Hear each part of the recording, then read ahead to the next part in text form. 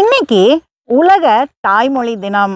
எல்லாரும் தங்களுடைய தாய்மொழியோட பன்முகத்தன்மையையும் அதோடைய சிறப்பையும் தெரிஞ்சுக்கணும் அப்படின்றதுக்காக இந்த நாளை அனுசரிக்கிறாங்க.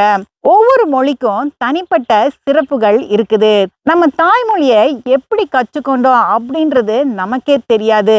நம்ம எப்படியோ அதை கற்றுக்கொள்றோம். நம்ம ஆபத்துலயும் சரி, நம்ம சந்தோஷத்துலயும் சரி, நம்ம தாய்மொழியை தான் பேச முற்படுறோம். இன்னைக்கு உங்களுக்கு ஒரு சவால். 15 நிமிஷத்துக்கு தொடர்ந்து உங்க தாய்மொழியில பேசணும். பிற மொழி சொற்களோ ஆங்கில சொற்களோ நீங்க பயன்படுத்தக்கூடாது. அப்படி உங்களால பேச முடியும்னா உங்க தாய்மொழியை நீங்க ரொம்ப நேசிக்கிறீங்கன்னு அர்த்தம்.